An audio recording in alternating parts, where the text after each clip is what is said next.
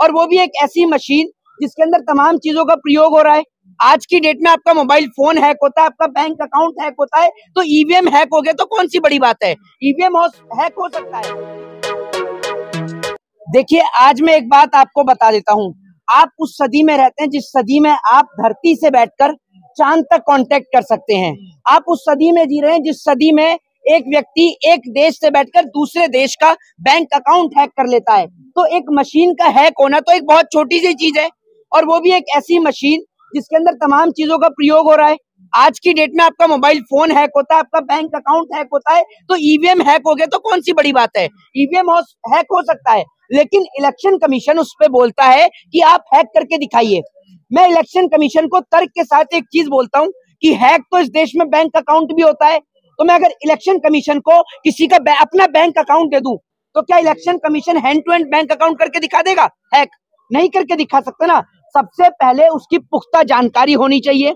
आपको उसके जो सॉफ्टवेयर हैं उसके बारे में जानकारी होनी चाहिए, आपको उस तकनीक की जानकारी होनी चाहिए, तभी तो आप उसको हैक कर सकते हैं। तो यही सेम प्रोसीजर जो है वो ईवीएम का है। ईवीएम मशीन मेरे घर में तो रहती नहीं है कि उसके सारे पार्ट्स खोल के मैं रोज देख लूंगा कि कैसे ईवीएम हैक होता है और कैसे नहीं। ईवीएम दे हमें इलेक्शन कमीशन, हम उसकी जांच कराएंगे। और दूसरी बात ये, अगर एक पार्टी इस देश में ईवीएम से नहीं जीत रही है तो इलेक्शन कमीशन को बैलेट पेपर से चुनाव कराने में डर क्या है? ये बताइए ना आप मुझे। अब लोग कहते हैं कि पैसा और समय की बर्बादी होती है, लोगों का ये कहना है। मैं आपसे ये कहता हूं कि इस देश के अंदर ऐसे नेता जो विधानसभा में बैठकर पॉर्न वीडियो देखते हैं, उनसे अच्छा तो ये है कि हम पढ़े लिखे लोगों को लेकर आए समाज में जो इस देश का भला कर सकें।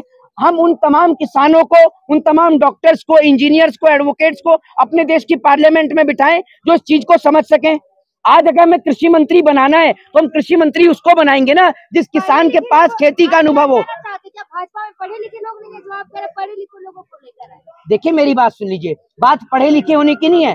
जिनके पास आप ये समझ लीजिए नॉर्मल बेसिक्स की जानकारी नहीं है, ऐसे नेता जो विधानसभा में पॉर्न वीडियो देखते हैं बैठ के, आप उनसे अपनी बहन बेटी की इज्जत और आबरू की गुहार लगाएंगी? जनता चुन के भेजती है। तो आप मुझे एक बात मुझे बताइए ना, जनता चुन के भेजती है, आपको कैसे पता? आपको कैसे पता जनता चुन के भेजती है? एक बात मुझे बताइए, तमाम इलेक्शंस के दौरान कभी ईवीएम सड़कों पर पाया जाता है, कभी रोड पर पाया जाता है, कभी कब्रिस्तान में पाया जाता है। मुर्दे भी वोट डालते हैं क्या? दिक्कत क्या है चुनाव अरे आयोग को? जी, दिक्कत क्या है चुनाव? दिक्कत चुनाव आयोग को नहीं है, दिक्कत सरकार को है। जैसे एक फिल्म में आपने देखा होगा कि एक आदमी की जान तोते में होती है, बीजेपी की जान ईवीएम के अंदर है। अगर ईवीएम नहीं तो बीजेपी नहीं। आप मुझे ये बताइए ना, आज देश की स्थिति क्या है?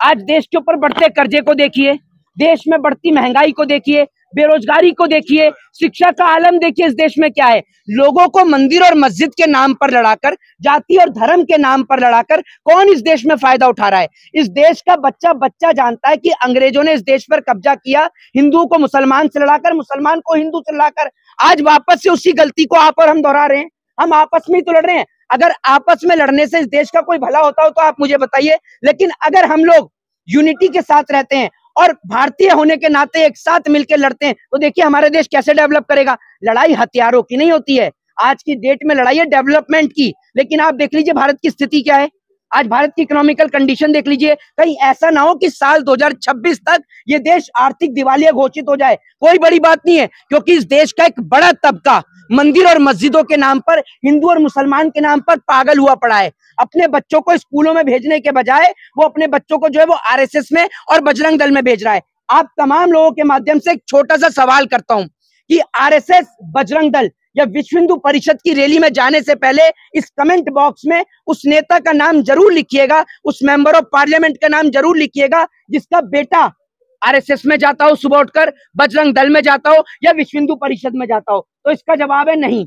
लेकिन अगर आप ये लिखना चाहते हो कि कितने नेताओं के बच्चे विदेश में पढ़ते हैं, तो सारे ही नेताओं के बच्चे विदेश में पढ़ते हैं। इस देश के अंदर कौन सा नेता है जो आपसे ये कहता है कि अपने बच्चों को आरएसएस, बजरंग दल या विश्व हिंदू परिषद में भेजने के बजाय अपने बच्चों को डॉक्टर बनाए, इंजीनियर बनाए, आईएएस और आईपीएस बनाए? वो ये नहीं कहेंगे, क्योंकि वो जानते हैं कि एक व्यक्ति बिना मंदिर या मस्जिद में गए इस देश का संविधान लिख देता है, और उनका नाम था बाबा साहब भीमराव अंबेडकर। वो व्यक्ति जानते हैं कि कलम की ताकत क्या है। तो आप अपने बच्चों को कलम की ताकत बताए बिना आप उनको मंदिर और मस्जिद की ताकत में उलझा के रखे हैं। लेकिन आरटीआई लगाई गई तो जो ईवीएम बनाती है कंपनी, इन्होंने जिम्मेदारी लेने से मना कर दिया। क्या हमें कोई मतलब मैं आपसे ये चीज कहता हूँ कि जो चीज विदेश में बंद कर दी जाती है उसको हमारे देश में क्यों लागू किया जाता है? बताइए ना आप मुझे। ऐसे तमाम प्रोडक्ट हैं जो विदेश के अंदर बैंड है, जो सेहत के लिए काफी हानिकारक भी हैं, लेकिन उन्हें भारत देश के अंदर बेचा जाता है। क्या हमारे देश के लोगों की जान इतनी सस्ती है? ईवीएम को जिस देश ने बनाया उसने बैंड कर दिया, भारत में क्यों चालू कर रखा है? किस लिए चालू कर रखा है? जरा सवाल का जवाब दें। दूसरी बात ये जी, पैसा और समय ज्यादा लगेगा, वही कह रहे हैं ना। नहीं, पैसा, एक बात मुझे बताइए, ये पैसा तो नेताओं के बाप का नहीं है, ये पैसा तो हमारा और आपका है, जो हम टैक्स के तौर पर इस्तेमाल करते हैं। और इस देश में सबसे बड़ा हक और अधिकार है हमारे पास वोट डालने का राइट। अगर वही निष्पक्ष नहीं बचेगा, मैं आपसे ये कहता हूँ, वोट डालने का राइट निष्पक्ष होना चाहिए।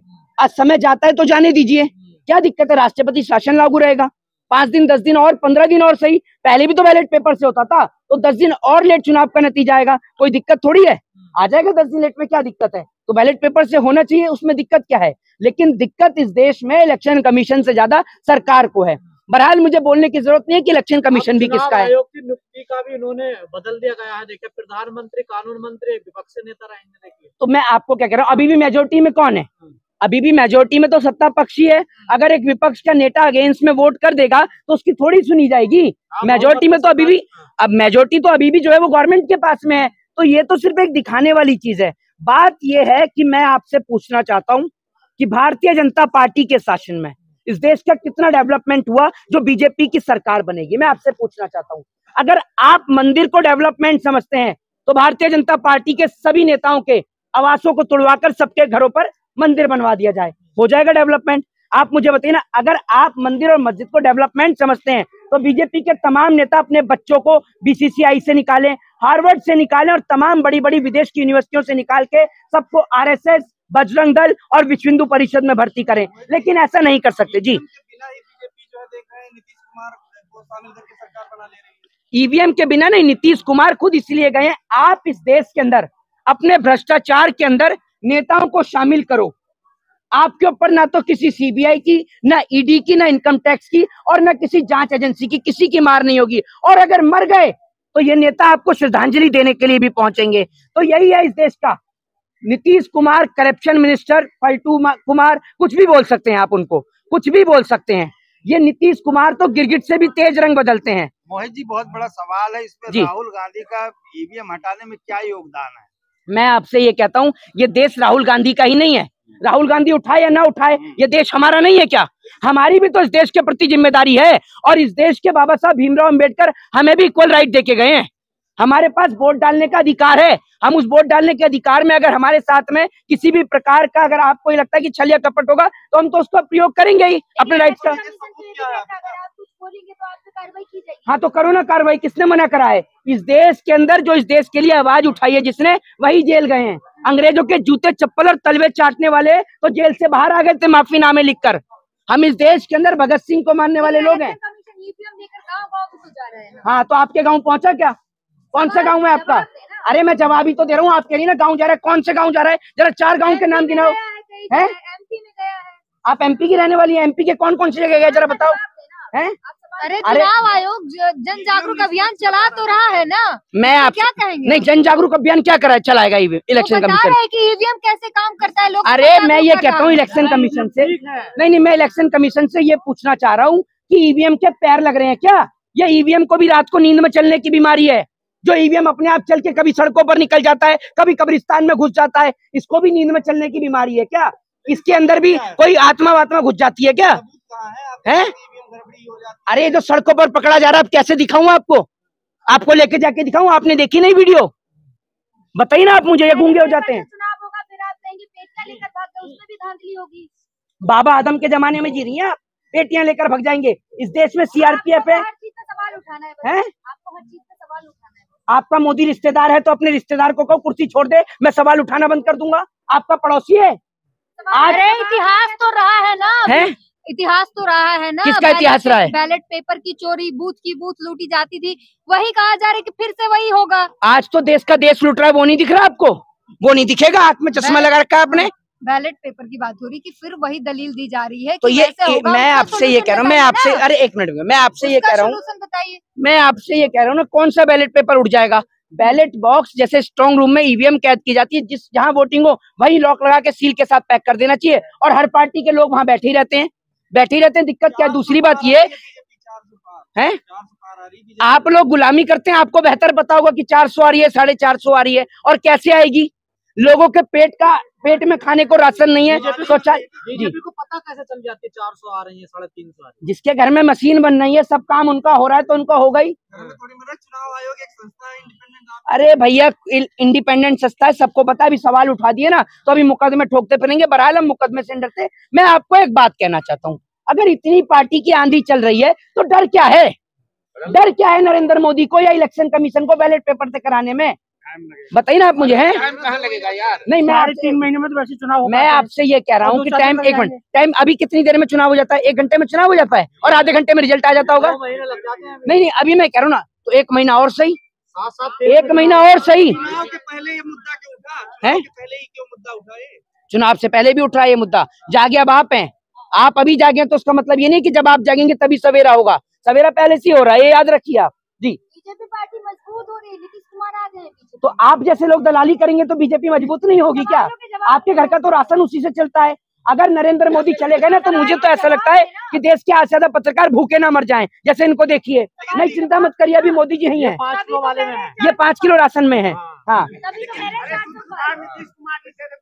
दिवाली देख रहे हैं, दिवाली पूरे टीवी में मन रहा है। आप टेलीविजन देखते हैं कि नहीं देखते हैं? दिवाली मन रहा है पूरे टेलीविजन। देखिए, मैं आपको कह रहा हूँ दिवाली मन रही है, जिनके घर तोड़ दिए उनका क्या कहेंगे आप? दिवाला निकाल दिया, उनका क्या हुआ ये तो बताइए आप मुझे। और दूसरी बात मैं आपसे ये पूछना चाहता हूँ कि इस देश के अंदर क्या आप समझ रहे हैं? ये तो जनता को पागल बनाने का। अगर नरेंद्र मोदी किसी भी धर्म को मानते होते तो नरेंद्र मोदी जी चारों शंकराचार्यों के अगेंस्ट नहीं जाते, लेकिन वो किसी जाति, किसी धर्म और किसी मजहब को नहीं मानते।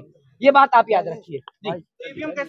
अंत में सिर्फ 4 पंक्ति पढ़ना चाहूंगा कि शिक्षा के जहाज बड़े शौक से डुबाए जा रहे हैं, स्कूलों को बंद करके लोग रैलियों में बुलाए जा रहे हैं। कि शिक्षा के जहाज बड़े शौक से डुबाए जा रहे हैं, स्कूलों को बंद करके लोग रैलियों में बुलाए जा रहे हैं। ये आपके लिए पत्रकार महोदय कि तू कब तक फ्री के राशन का मजा लेता रहेगा ये आम आदमी? कि तू कब तक फ्री के राशन का मजा लेता रहेगा ये आम आदमी? तेरे बच्चे जिस्म से नहीं दिमाग से अपाहिज बनाए जा रहे हैं। ये जो 5 किलो राशन की इन्होंने बात करी ना, मैं कहता हूं कि आप इस देश के नौजवान को रोजगार दीजिए।